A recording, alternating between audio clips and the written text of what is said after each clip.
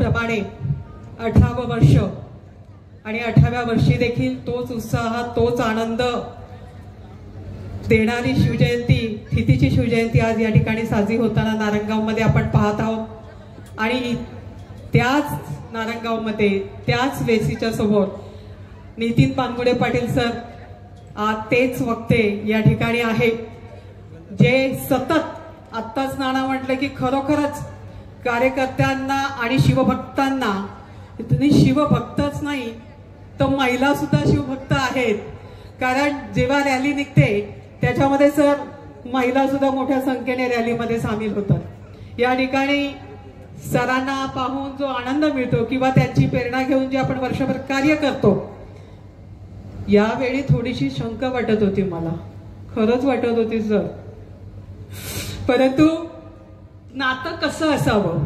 आमची आजी म्हणायची की जर मैत्री जपायची असेल, मैत्री टिकवायची असेल तर ती मैत्री अशी असली पाहिजे की ज्याच्याशी आपण मैत्री करतो त्याच्यामध्ये तो परिपूर्णच असेल असं नाही।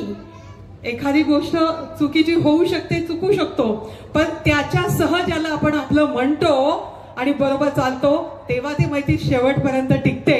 अशी ही मैत्री जी नारायणगाव पंचकोशीत संपूर्ण तालुक्यामध्ये शिवभक्तांची नाळ जी जोडली गेलेली आहे, बाबूभाऊची नाळ हे राजे प्रतिष्ठान आणि यांच्या माध्यमातून जी जोडली गेलेली आहे ती नितीन पानगुडे पाटील सरांनी आजही त्याच ताकदीने या ठिकाणी ताकद देण्याचं काम आपल्या कार्यकर्त्यांना, आपल्या ग्रामपंचायतीला, आपल्या सगळ्या संस्थांना, आपल्या महिलांना देण्याचं काम करण्यासाठी या ठिकाणी आले, त्यांचं स्वागत। त्याचबरोबर या ठिकाणी तालुक्याचे आमदार शरदजी सोनवणे, ज्यांची नुकतीच पुन्हा एकदा चेअरमॅन पदी परवा आपण काल निकाल बघितला आणि खरोखरच जे 8,000 8,500 होतं ते 10,000च्या पुढे गेले, असे निवडून आलेले सगळे डायरेक्टरमध्ये चेअरमॅन सत्यशील भाऊ शेरकर, त्याचप्रमाणे या ठिकाणी जे रोपटं निवतीशेठ शेरकरांनी लावलं, अण्णांनी ज्या ताकदीने या तालुक्यामध्ये ते सांभाळण्याचं काम केलं, त्याच ताकदीने सगळ्या डायरेक्टरांना घेऊन या ठिकाणी आता सत्यशील भाऊ सज्ज आहे, संतोष नाना सज्ज आहेत, कारण तुम्ही तिघांचे सत्कार इथे ठेवले, पण बाबू भाऊ आपल्याला सगळ्यांचे सत्कार घ्यायला पाहिजे, पुन्हा एक कार्यक्रम करावा लागेल आणि खरोखरच प्रत्येक जण शेतकऱ्याचा विचार हा ध्यास घेऊन पुढे जात आहे।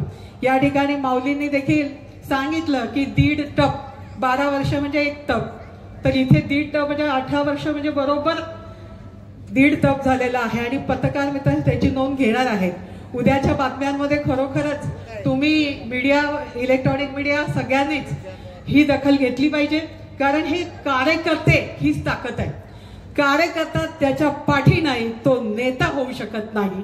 आणि इथे तर प्रत्येक शिवजयंतीला कोणाला सांगावं लागत नाही, प्रत्येक जण स्वयंस्फूर्तीने या ठिकाणी येत असतो आणि प्रत्येक वेळी तो जोश वाढत असतो, ही शक्ती आपल्याला राजांनी दिलेली आहे।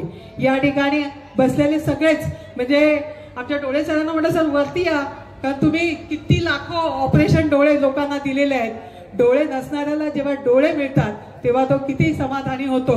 सरपंच ताई सुद्धा डॉक्टर आहेत, वावळ ताई तुम्हाला खरोखरच फार चांगलं शिकण्यासारखं आणि खूप काही घडण्यासारखं या ठिकाणी ही वर्ष मिळाली आहे, त्याचा पुरेपूर लाभ आपण घ्यावा।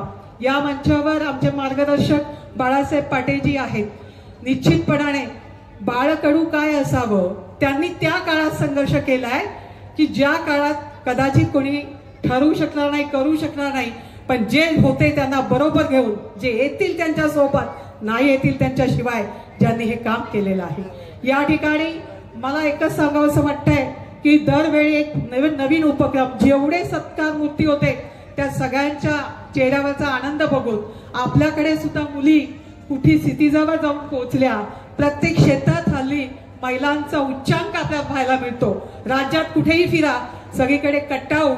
त्या दिवशी सर गेली मी, भोसल्यांना कन्या आहे छोटी आणि तिची मुलगी, ती सांगे की ते तुझे बघ वाढदिवसाचा कटआउट लावलाय ना, माझा पण पुढच्या वर्षापासून त्याच्यावर फोटो पाहिजे, म्हणजे हाता एवढ्या अगदी 4 वर्षाची पवईला ती जाते, म्हणजे एवढा मुलांना मुलींना आता कळतंय का आपला अधिकार आपण अबाधित ठेवला पाहिजे आणि त्याच्यासाठी संघर्ष केला पाहिजे.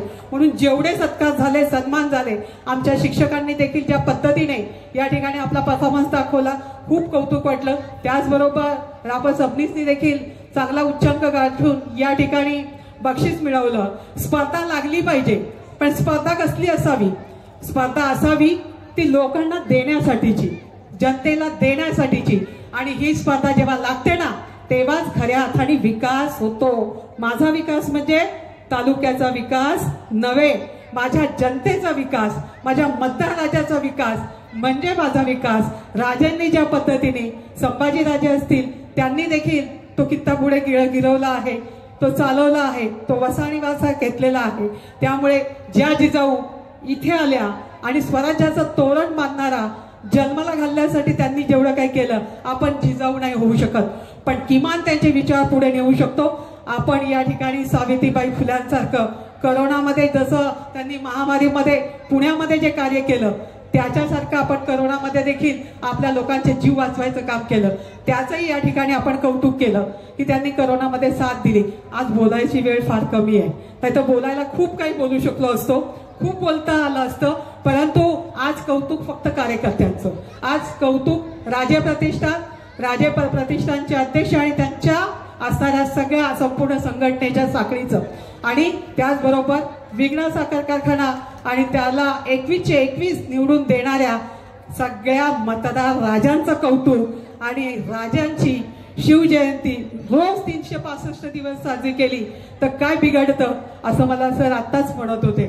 सर, आनंद होईल आणि हे नवीन पिढी किमान निश्चितपणाने एक चांगलं कार्य उभं करून प्रत्येक ठिकाणी नारायणगाव सारखं पुढे जातील अशी सगळ्यांकडनं अपेक्षा करते. तुम्ही फक्त हात द्या, त्या हाकेला साथ देण्यासाठी सदैव तुमची ताई तुमच्याच पाठी. जय हिंद, जय महाराष्ट्र, जय श्रीराम.